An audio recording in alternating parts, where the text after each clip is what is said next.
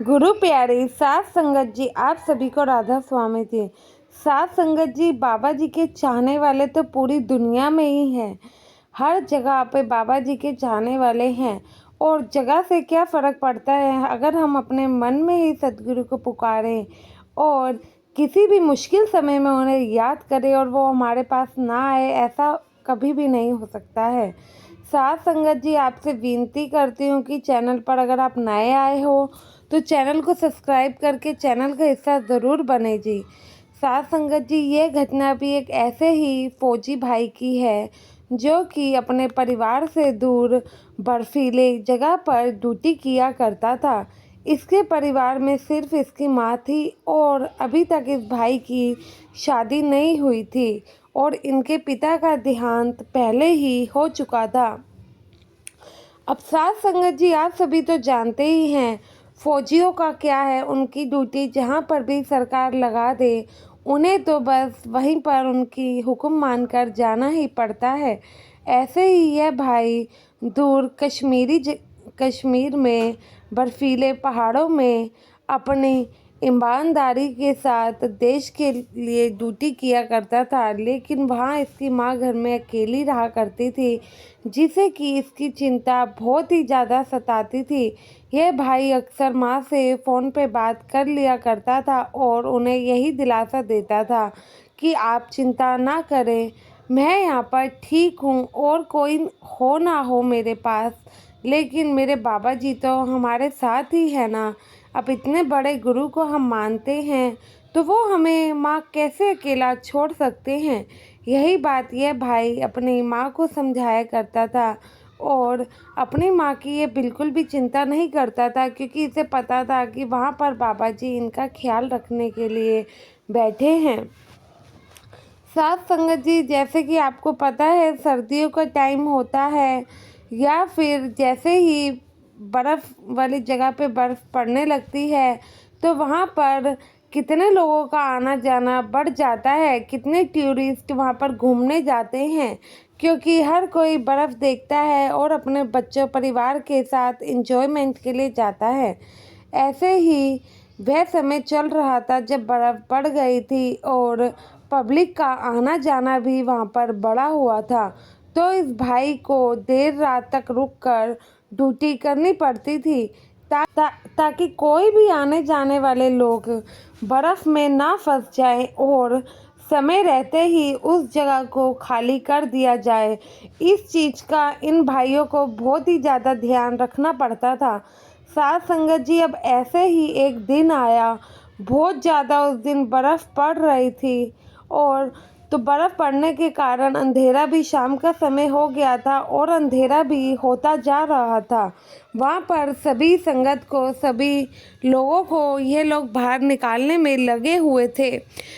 इन लोगों ने सभी लोगों को तो बाहर निकाल दिया, लेकिन जो ये फौजी भाई था ये खुद बर्फ़ के अंदर रह जाता है। जब दूसरा फौजी भाई आता है ये देखने की कोई रह तो नहीं गया, तब वह इसको देखता है तो उसे पता लगता है ये भाई तो बर्फ़ में ही रह गया है और वह इसकी मदद करता है, इसको बाहर निकालने की पूरी जितनी हो सकता है उतनी कोशिश करता है, लेकिन बर्फ़ ज़्यादा थी और ये अंदर काफ़ी धंस गया था। तो जिसके कारण उस भाई ने कहा कि भाई मेरे साथ साथ तुम भी यहाँ पर फंस जाओगे, तुम जाओ और कोई मदद लेके आओ। वह फौजी भाई दूसरे फौजी भाई को ऐसा कहकर वहाँ से भेज देता है।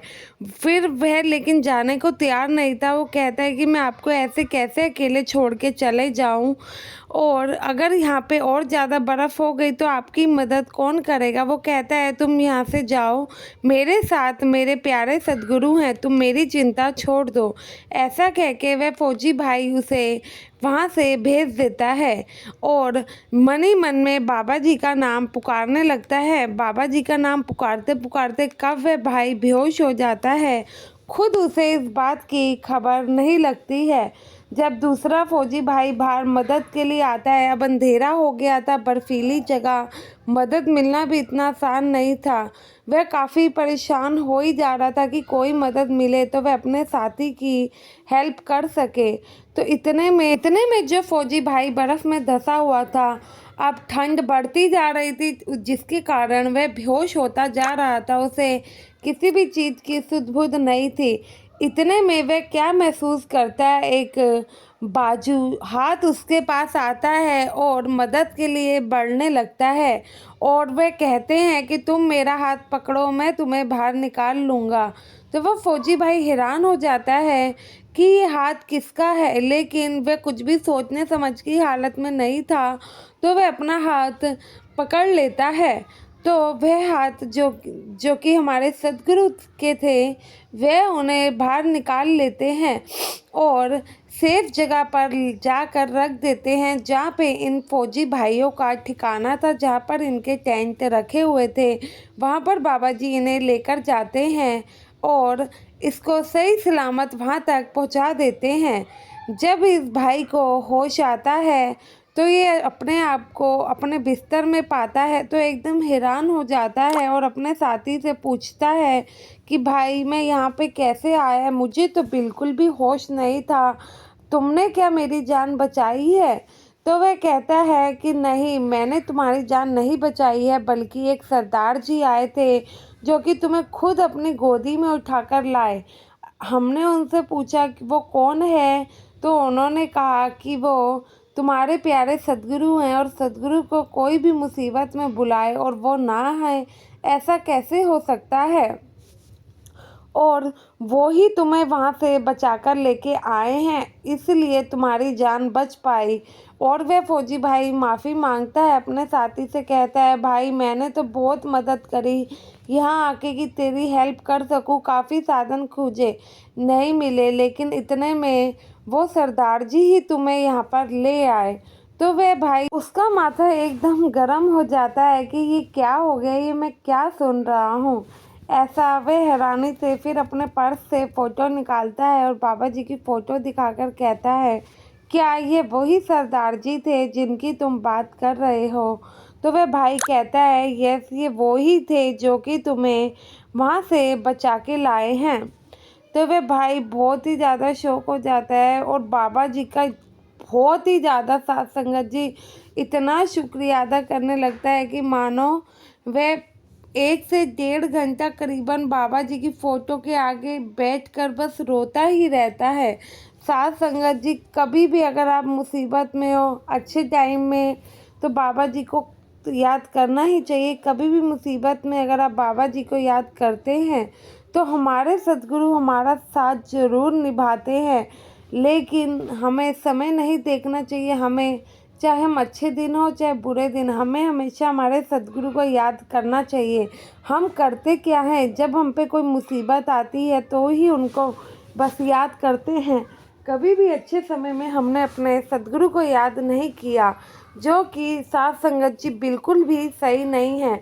हमारे सद्गुरु कभी भी हमारे लिए वक्त नहीं देखते हैं, हमेशा ही हमारे लिए हाजिर रहते हैं। कभी भी किसी परेशानी में हमें नहीं पड़ने देते हैं, लेकिन जब हमारी बारी आती है उनकी भक्ति करने की, तो हम समय देखते हैं, तो सोचते हैं कि आज नहीं कल कर लेंगे, चलो थोड़ी देर बाद कर लेंगे।